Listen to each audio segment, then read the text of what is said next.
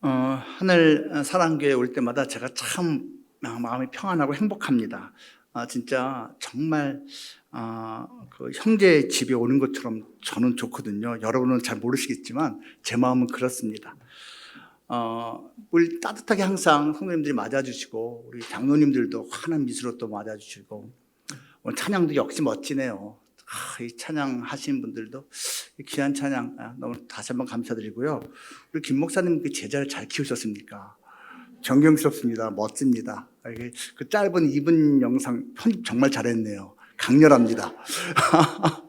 여러분 앞으로도 계속 열심히 헌금도 하시고 또 이렇게 재정과 기도로 후원도 많이 해주시면 참 좋겠습니다. 이제 우리 담임 목사님 이제 첫째 아이가 이제 딸이 이제 대학교에 들어갔잖아요. 이제 그 소식을 들으면서 무슨 꼭 제 딸 대학교 올라간 것처럼 마음이 흐뭇한 거예요. 아시는 분은 아시는데 제가 담임 목사님하고 모든 목회 여정을 같이 했거든요. 저분하고 제가 신학교 동기입니다. 제가 뭐 4살 형이지만 입학은 같이 했습니다. 같은 교회에서 전도사 생활을 했습니다. 저분은 대학생들을 가르쳤고 저는 세계선교부에서 일을 했어요. 역삼동에 있는 교회입니다. 그때 제가 섬기는 세계선교부에 참 와서 열심히 반주봉사하는 참 귀한 자매가 있었는데 어느덧 그 자매가 이렇게 사모님으로 지금 계시는 걸 다시 또 봅니다. 그때 20대 초반이었는데 근데 그 딸이 지금 대학교 갔다니까요. 그리고 그 얼마 후에는 또 이제 서초동에 있는 S교회로 담임 목사님이 먼저 가고 그리고 저는 이제 그 선교지 방글라데시 선교지 나갔다가 약간 박자 늦게 저는 또 갔습니다. 같은 교회에서 저도 이제 그때 같이 대학부에서 같이 사역을 했죠. 그때 그 대학부 시절 저를 기억하는 사람이 여기 있습니다. 여기 제 제자가 있거든요. 참 세월이 참 빠릅니다. 그리고 저는 이제 김 목사님이 이제 유학을 좀 오래 하셨어요. 유학을 좀 오래 하셨고 저도 같은 날 사임하고 유학을 떠났다가 전 유학 빨리 끝내고 돌아와서 그 다음에 담임 목회를 10년 넘게 했는데요. 그때 시절에 있었던 분들도 여기 계시거든요. 그리고 또 이제 제가 먼저 담임을 잘 잡았으니까 우리 또 이제 김 목사님이 공부를 오래 하고 돌아와서 제가 다니고 있던 교회 협동 목사님을 계셨거든요. 그리고서 이제 개척을 한 거예요. 그러니까 사실은 담임 목사님하고 저는 모든 교회 목회 여정에서 항상 같은 교회에 있었습니다. 그러니까 얼마나 이렇게 볼 때마다 감회가 새롭겠습니까?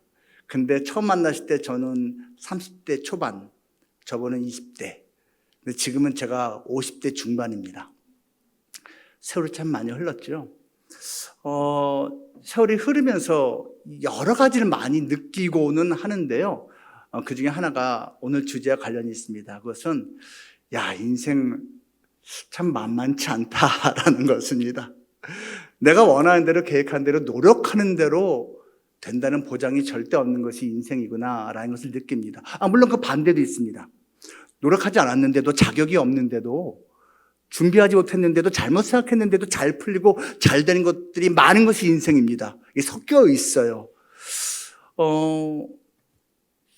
제 사랑하는 장모님이 수주 전부터 이제 치매가 이제 더 이상 가족이 돌볼 수 없는 지경까지 되어서 요양원으로 모셨습니다.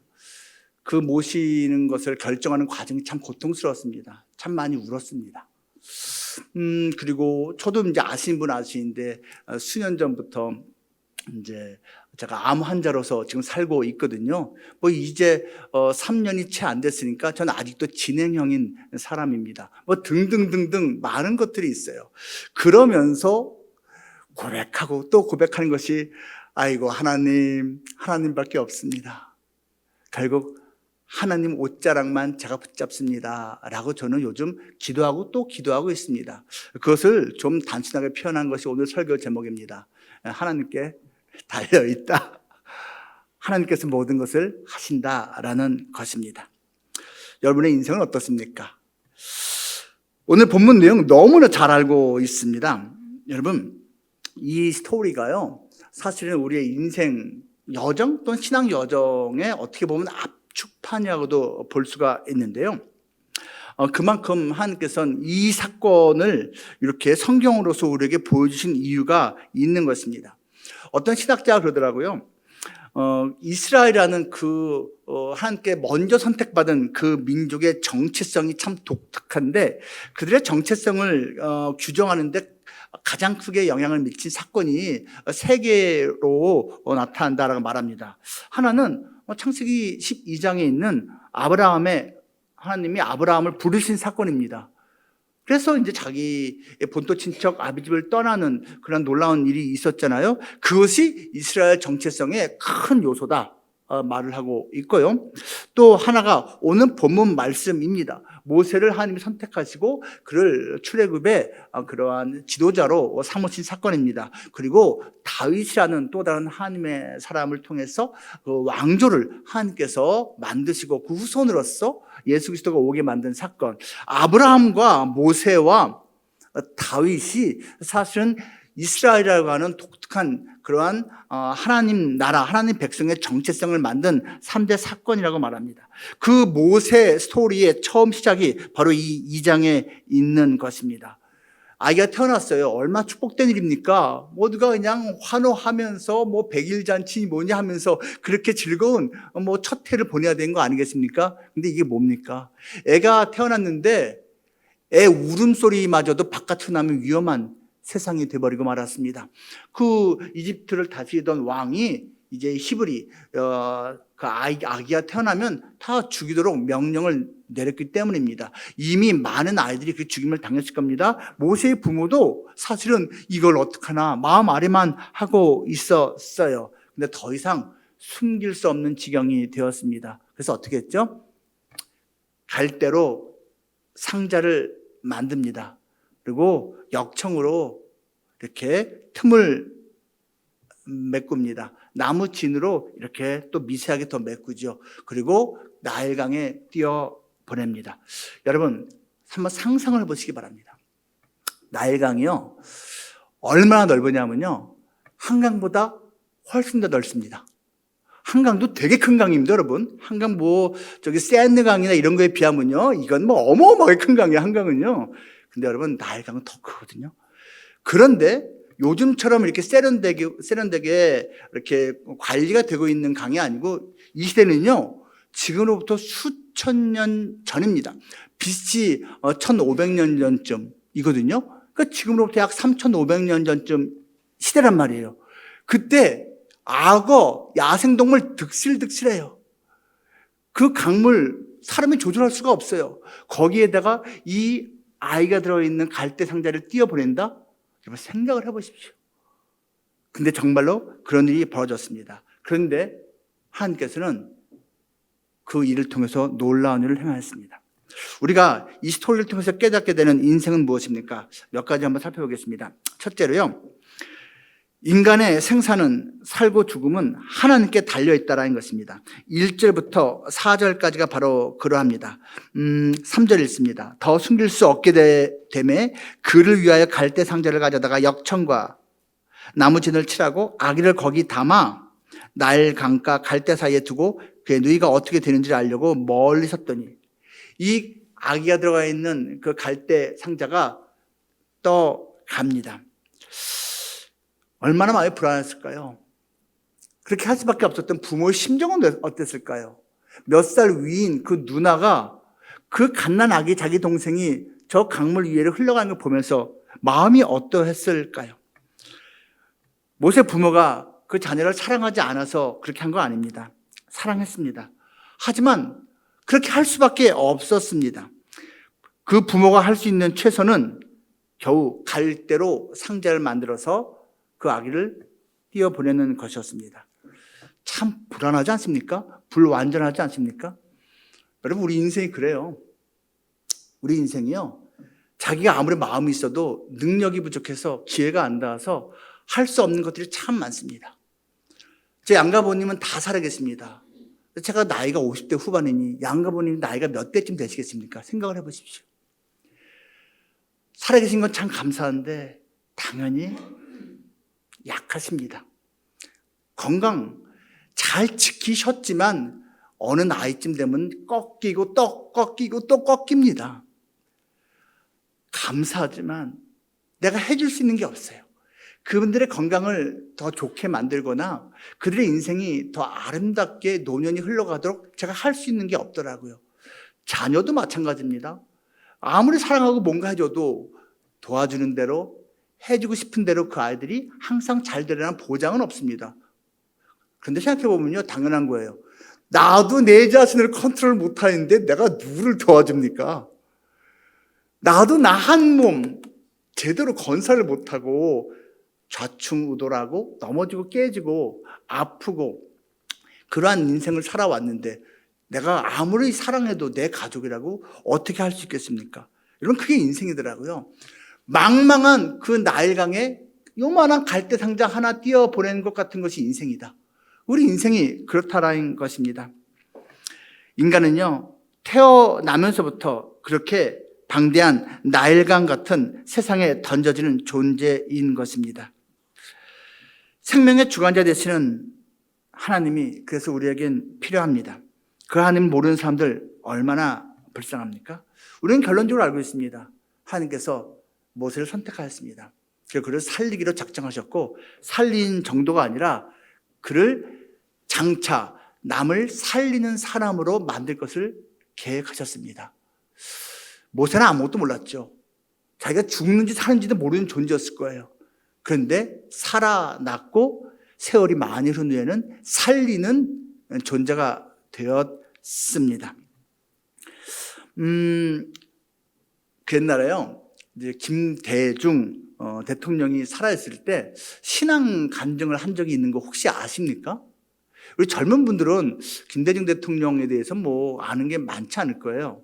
그런데 중년 이상 되는 분들은 강렬하게 남아 있습니다. 뭐 좋든 싫든 강렬한 우리 한국사의 큰 그러한 족적을 남긴 분으로 남아 있습니다. 이분이요, 한창 독재 정권에 반대해서 이렇게 하다가 밉보였어요. 그래서 대통령이 허락을 한 건지 안 한 건지 모르지만 당시 중앙정보부장 이아무개라고 하는 사람이 주도가 돼서 나중에 발표된 겁니다, 이건요. 그래서 일본에서 납치된 적이 있어요. 그래서 이제 바다 한가운데서 수장될 뻔한 사건이 있었습니다. 그게 1973년이에요. 제가 6살 때 사건이라서 제가 기억하는 건 아니고 나중에 이제 자료를 보고 다큐멘터리를 보고 안 겁니다. 사실은 그 중앙정보부 직원들이 납치해서 바다에서 배에서 던지려는 찰나에 놀라운 일이 발생했다고 김대중 대통령이 자기 입으로 말을 하더라고요. 나중에 자서전도 나왔습니다. 미국 CIA에서 그걸 따라온 거예요. 그리고 계속 헬기에서 하지 말라고 조명을 쏘면서 하지 말라고 해서 결국은 그들이 그 김대중 씨를 던지지 못하고 그냥 서울로 데려온 사건이 있었습니다. 이거는 공식적으로 발표된 내용입니다. 근데 우리는 그게 관심이 아닙니다. 세월이 흐른 다음에요, 이 김대중 씨가 인터뷰를 했습니다. 도대체 무슨 일이 있었던 거냐? 그때 그가 말합니다. 나는 이제 죽었구나. 나는 이제 물고기밥이 되는구나 하고 모든 것을 포기했을 때 예수님이 나타났다고. 아주 찬란한 빛 가운데 어떤 존재가 나타나서 자기를 바라봤다고. 그리고 조금 있다가 그 CIA 헬기가 나타나고선 자기가 살아났다고. 자기는 그분이, 나를 바라봐준 그분이 예수님인 것을 안다고. 그렇게 표현을 자기 입으로 했습니다. 그리고 글로도 남겼습니다. 참 놀랍지 않습니까, 여러분? 믿기 힘든 그러한 일인데요. 여러분, 우리가 몰라서 그렇지, 눈으로 보지 못해서 그렇지, 우리의 생사 다 하나님께서 잡고 계신 겁니다. 하나님께서 생각하시는 거예요. 우리가 그것을 알고 있다면, 믿고 있다면 좀 더 용기를 낼 수 있겠죠? 그 하나님의 주권을 우리가 신뢰할 수 있겠지요. 인간의 생사, 나의 생사가 하나님께 달려있다는 가장 근본적인 것을 인정한다면 다른 것도 내려놓을 수 있습니다. 내 사랑하는 그 사람의 생사 역시 하나님께 달린 것이라면 그에 대한 집착, 그에 대한 어떠한 정도 이상의 소유하고 싶은 그 마음, 내가 그를 컨트롤하고 싶은 그 어떤 욕망, 특히 부모로서, 특히 애인으로서 그런 게 많거든요. 그러한 것조차도 사실 내려놓을 수 있습니다. 하나님이 주인이거든요. 하나님이 나의 주인이고, 하나님이 내가 사랑하는, 내가 도와주고 싶은 그 사람의 주인이고, 하나님이 사실은 하나님 백성 모든 사람의 주인입니다. 우리가 인생을 살면서 오늘 본문 스토리를 통해서 배울 수 있는 건 또 무엇입니까? 둘째로요, 우리 인생의 모든 타이밍은 하나님께 달려있다는 것입니다. 5절과 6절 말씀 보세요. 바로의 딸이 목욕하러 나일강으로 내려오고 시녀들은 나일 강가를 거닐 때에 그가 갈대 사이의 상자를 보고 시녀를 보내어 가져다가 열고 그 아기를 보니 아기가 우는지라. 여기 타이밍 절묘하지 않습니까? 공주가 강가로 목욕하러 나왔어요. 아니 굳이 강까지 나와서 목욕을 하나? 그냥 왕궁에서 좀 더 깨끗한 물로 목욕하면 되는 거 아닌가라고 생각할 수가 있잖아요. 근데 여러분, 지금도 그런 게 살짝 있지만 고대 사회에서 나일 강 자체가 신이었습니다. 거룩한 강이었기 때문에 아마도 거기서 모든 사람들이 목욕하는 것을 아마 좋아하고 또 거룩하게 여겼을 것입니다. 그도 마침 그렇게 나왔는데 마침 그 눈에 그 갈대 상자가 보인 거예요. 그럼 본문 보세요. 갈대 사이에서 갈대 상자가 보였대요. 이거 쉬운 거 아닙니다, 여러분. 근데 봤어요. 하나님이 보게 만든 겁니다, 여러분. 가져오라고 했습니다. 열었습니다. 그리고 아기를 발견하게 되었습니다. 때마침 아기가 웁니다. 그때 우리가 딱 좋은 거죠. 그러니까 이 공주의 마음이 움찔한 거예요. 그리고 측은지심이 생겼습니다. 하나님께서 연출을 기가 막히게 한 겁니다. 만약에요, 그걸 갖다가 공주가 발견하지 않고 시녀나 아니면은 또 호위 경비하는 사람들, 군인들이 있었을 거 아니에요. 그들이 먼저 발견했다면 이게 뭐야? 가봐. 조사해봤는데 이게 뭐야? 감싼 옷을 보니까 히브리인들의 천이네. 이거 뭐야? 이런 거 괜히 떠나버리고 이거 자, 왕이 명령한 게 있으니까 철회해라. 예, 칼로 치면 끝이에요. 다른 사람이 먼저 발견할 수 있었어요. 근데 용케 이 공주가 먼저 발견했다니까요. 그리고 그 눈이 그 아기의 눈과 마주쳤을 때 이 공주가 배척할 수 있었지만 배척하지 않고 오히려 그 마음이 동했다라는 것입니다. 그 타이밍이 절묘합니다. 그 모세의 누나가 그 아기 갈대 상자를 따라갔었잖아요. 부모는 뭐였을까요? 우리가 그 상황이라면 뭐하고 있었겠습니까? 마음 졸이면서 울면서 하나님께 기도하지 않았을까요? 또는 하나님한테 어느 정도 원망됐을 것 같아요. 하나님 정말 이러시깁니까? 하나님 왜 이렇습니까? 하나님 도와주십시오.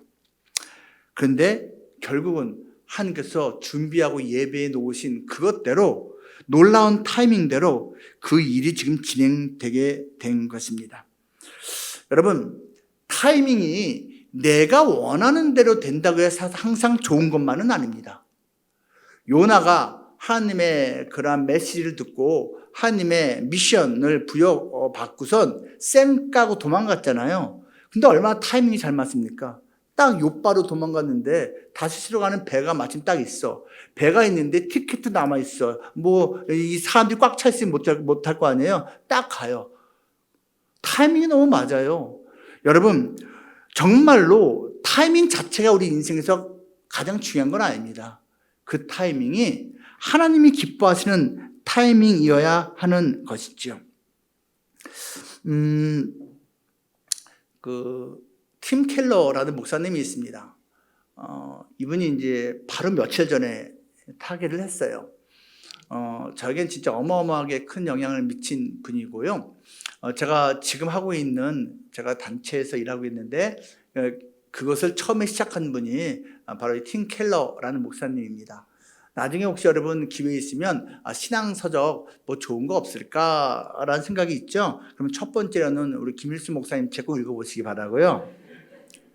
네, 그리고 두 번째로는 여러분 팀 켈러 목사님 책 많이 보시기 바랍니다. 괜찮습니다. 참 괜찮습니다. 여러분 후회하지 않으실 거예요. 그런데 이분이 3년 전쯤에 이제 암 진단을 받고 투병을 해왔어요. 그리고 저는 그분 진단 받고 6개월 후에 제가 이제 암 진단을 저도 받았습니다. 그리고 그분이 바로 얼마 전에 돌아가신 거예요. 이분이 처음에 그 진단을 받고 나서 이제 마음이 너무 무거웠대요. 힘들었대요. 좀 당연한 거 아닙니까? 목사도 사람인데.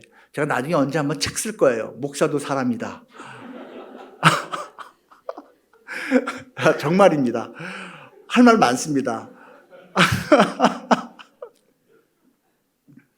불쌍히 여겨달라는 의미입니다. 불쌍히 여겨달라는 의미.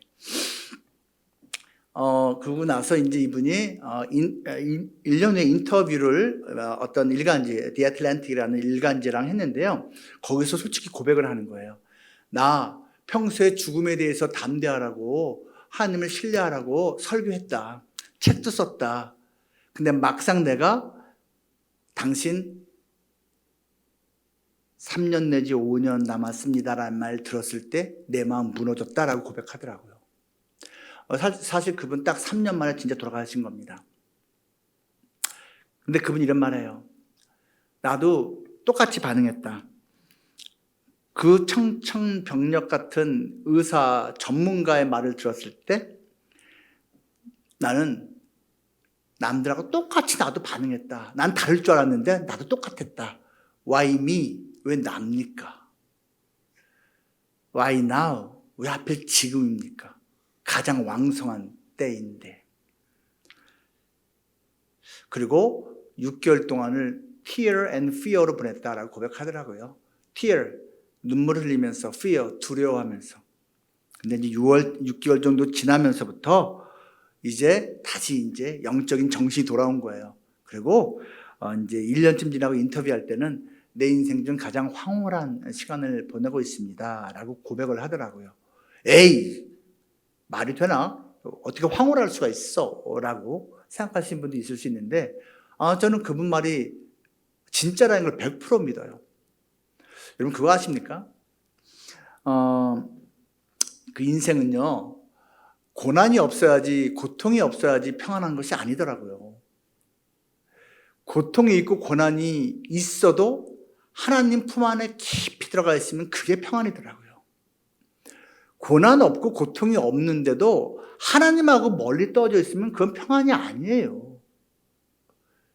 근데 남들은 이해 못할 정도로 쉽지 않은 상황인데 평안하게 지낼 수 있는 것은 하나님 품 안에 깊이 들어가 있을 때입니다. 팀 켈러가 그렇게 된 거예요. 그리고 저도 비슷한 시기에 비슷한 병을 앓면서 저도 지금 수년 동안 그러한 상황 속에 있어요. 저도 만만치 않은 일들이 있어 왔거든요. 그런데 제 인생 수십 년 신앙생활 속에서 최근 몇 년이 저는 가장 하나님하고 깊이 교제하고 있고 품 안에 안겨져 있습니다. 그래서 정말 감사해요. 왜 하필 그때 아프게 했느냐? 하나님의 뜻이 있는 것이겠죠. 왜 하필 지금 데려갔냐? 우린 그래요. 아니 왜 오카넬 목사님 그렇게 빨리 데려가셨지? 왜 이렇게 팀 켈러 목사님 빨리 데려가셨지? 우리 같은 이렇게 오카넬 목사님의 제자를 자부하는 목회자들은 항상 그런 말을 합니다. 그런데 그것이 그들에게 가장 적합한 때였겠죠. 그걸 통해서 하나님께서 하고자 하신 일이 있었겠죠.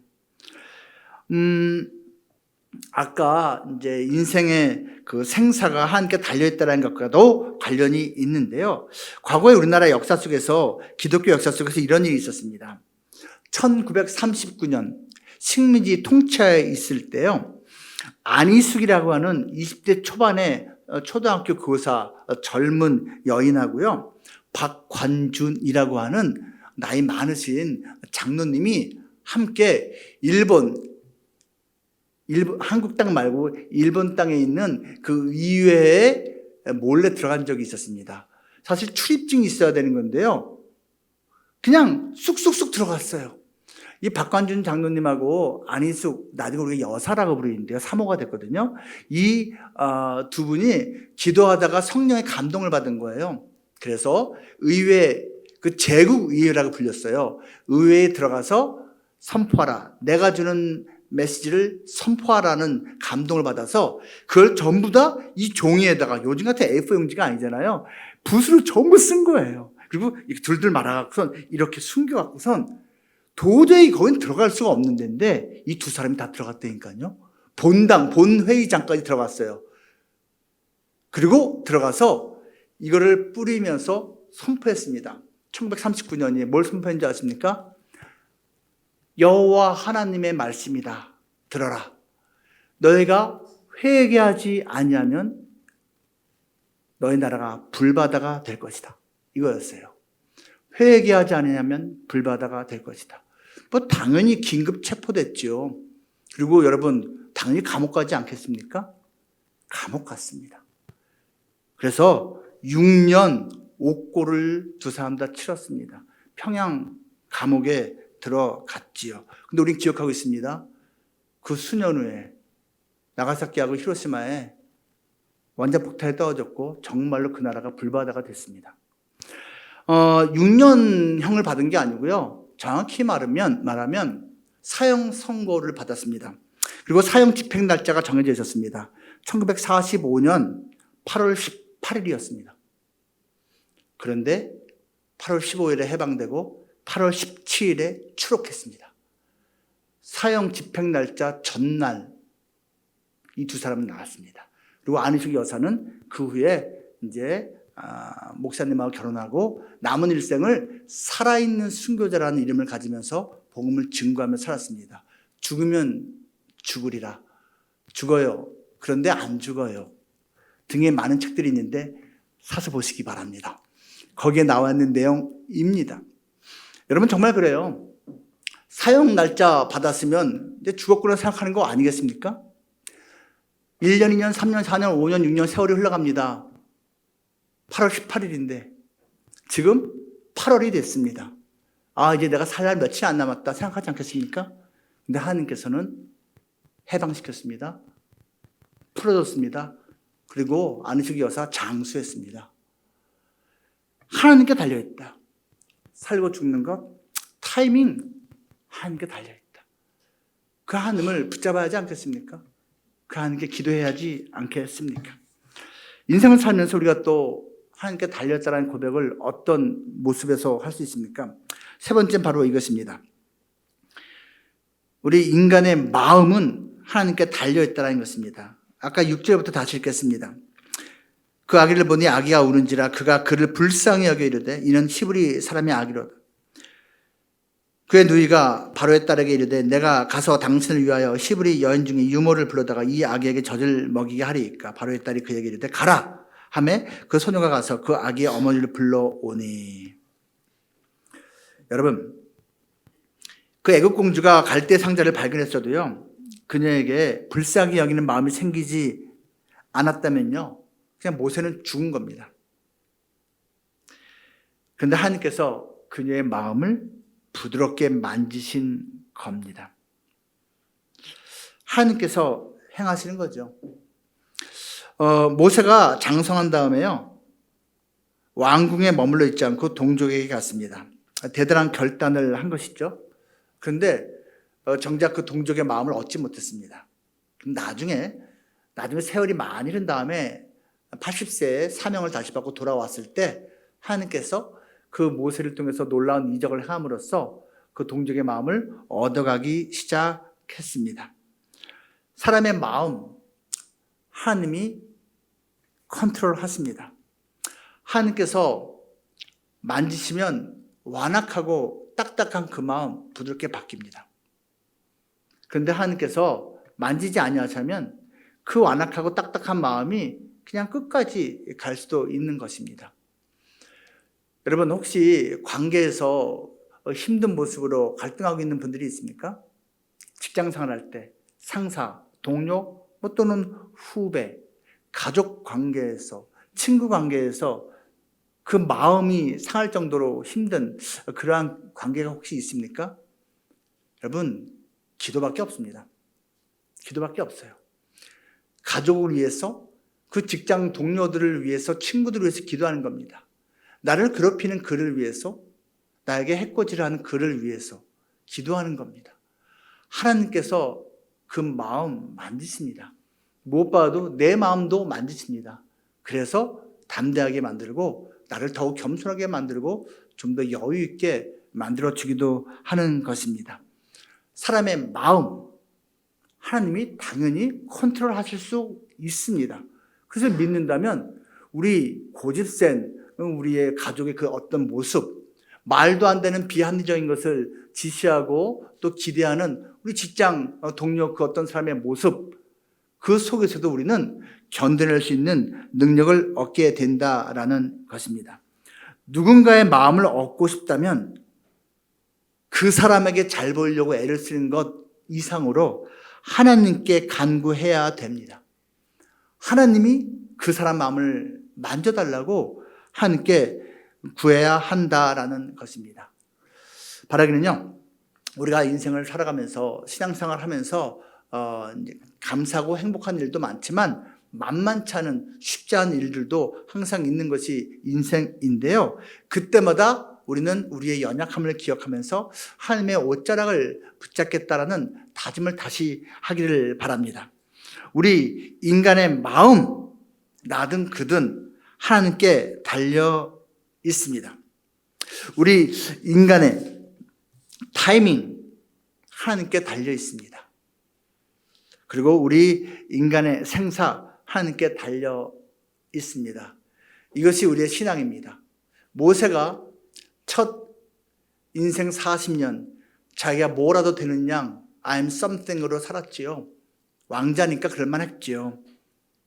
그 다음에 잘못하고 실수하고 자기가 살인한 사건 때문에 도망치고 미디안에서 40년 세월 목자로 지냈지요. 그때는 풀이 팍 죽어서 내 인생은 이제 여기서 살다 끝나는구나 했어요. 그때는 I'm nothing으로 인생을 살았을 겁니다. 난 아무것도 아니야. 이건 여러분 겸손이 아니고요, 그냥 인생에 자신감이 없어진 겁니다. 그런데 그 I'm nothing이라는 마음으로 풀주고 있을 때 오히려 하나님이 찾아오셨습니다. 그리고 새로운 사명을 맡기셨고요, 나머지 40년 인생은 하나님의 놀라운 일꾼으로 쓰임받는 그러한 은혜를 누렸습니다. 그 마지막 그의 고백이 무엇이었겠습니까? I'm something도 아니고요, I'm nothing도 아니고요, God is everything입니다. 하나님이 모든 것이다 라는 그 고백입니다. 지금 모세에게 그 고백을 이끌어내신 하나님이 우리에게도 그 고백을 이끌어내시기 위해서 일하고 계십니다. God is everything. 하나님께 모든 게 달려 있습니다. 그 하나님 붙잡고 남은 일생 인내하고 승리하는 우리 멋진 하늘사랑교회 되기를 주님의 이름으로 축복합니다.